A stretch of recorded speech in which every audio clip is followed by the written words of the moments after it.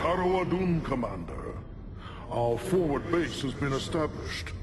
The foolish Terrans continue to bring their forces to this platform.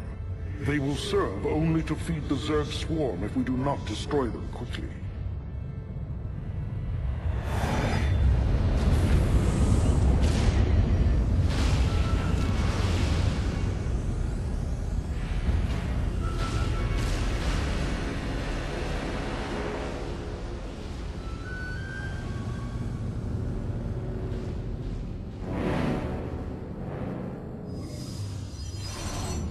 Ladies and gentlemen, we're now going to show you a demo of Starcraft 2. Before we begin today, I'd like to remind everybody this is a demo. This is still work in progress. We've got a lot of balance work ahead of us. Nothing you're going to see here today is final. We're going to begin today with these Protoss Zealots.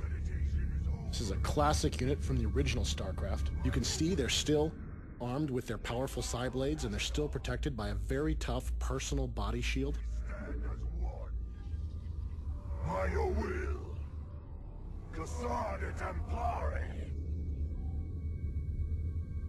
In StarCraft 2, the Zealots also have a special charge ability. This allows the Zealot to close quickly with his enemies. The Zealot's charge makes him extremely dangerous against ranged defenders like these Marines.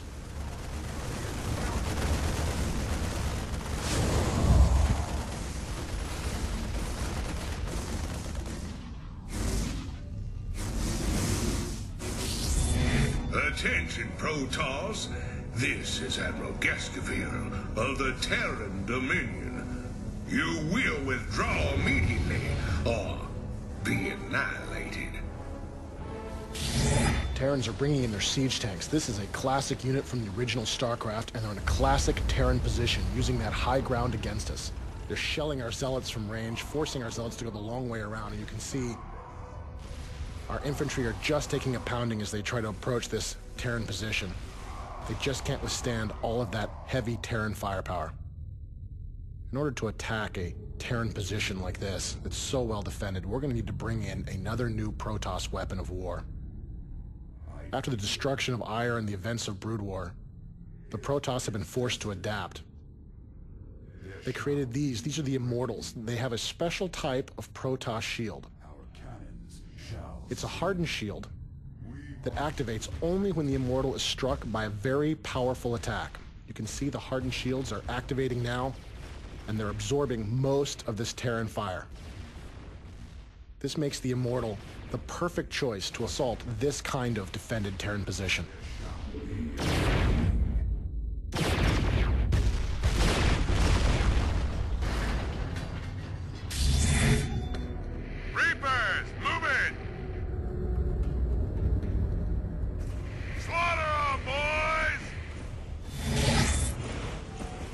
Terrans are sending in their Reapers.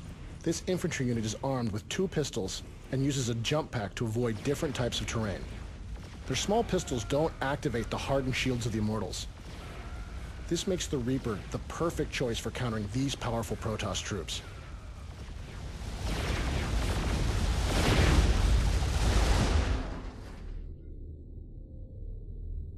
This kind of fast, bloody raid is something the Reapers really excel at. You can see how powerful they can really be hunting down slow-moving units on the field of battle. In addition, the Reapers can use their jump packs to be very effective base raiders.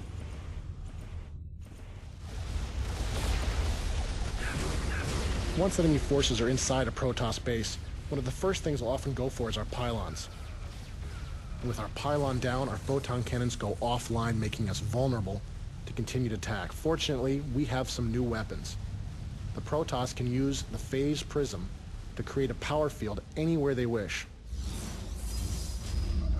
You can see with our photon cannons back online, these Reapers have no choice but to run for cover.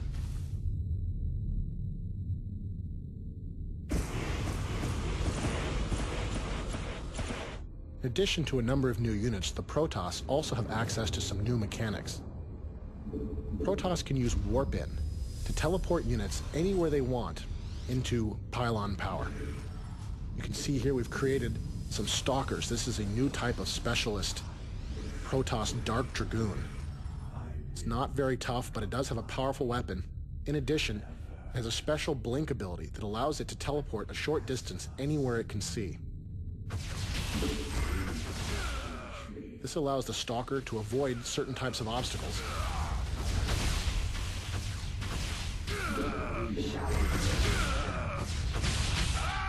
And it also makes the Stalker very potent at chasing down fleeing enemy forces.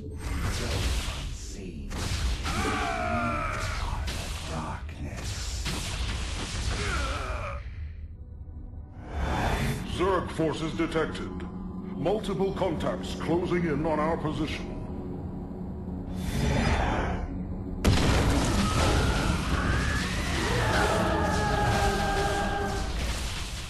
The Zerg have arrived sooner than we expected. You can see they're using their Nidus worms here to create a beachhead, sending Zerglings against us.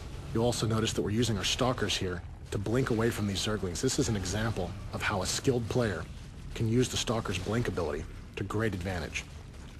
Unfortunately, there's simply too many Zerglings for our Stalkers to survive. In order to deal with a Zerg infestation of this magnitude, we're going to need to bring in some additional reinforcements. Now, we've shown you how you can use the phase prisms to create a power field anywhere you wish, as well as warp in. These two mechanics can be used together to create a large army anywhere on the battlefield.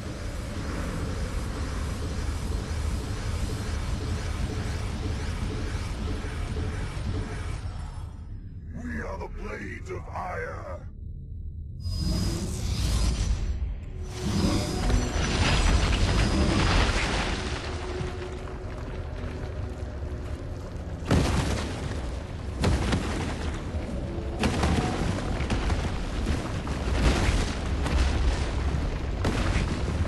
As you can see, Starcraft is still a game where large armies battle against large armies.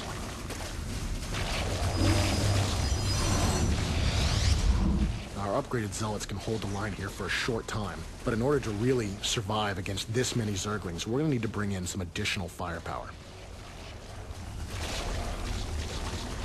These are the Colossus. They're powerful robotic units that can use their long legs to step up and down cliffs. In addition, they have a powerful beam that sweeps backwards and forwards, able to do large amounts of damage to small, swarming units like these Zerglings. This makes the Colossus the ideal support unit for this group of Zealots.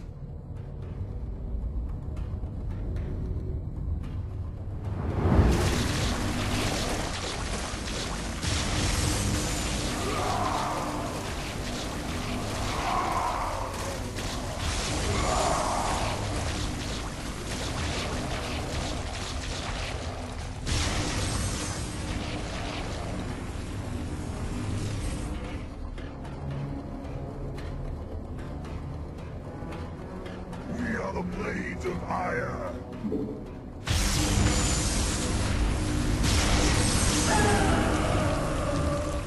Now, while the Protoss have developed many new weapons, the Zerg have continued to evolve.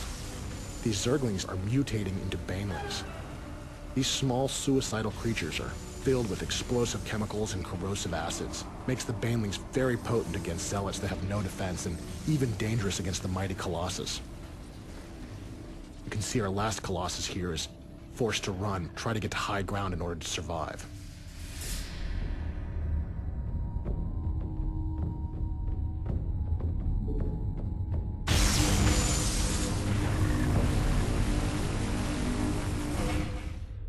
The Colossus is using our new IK system to step up and down this cliff. It's just one example of the new types of technologies we're adding to StarCraft 2 to make the game more dynamic.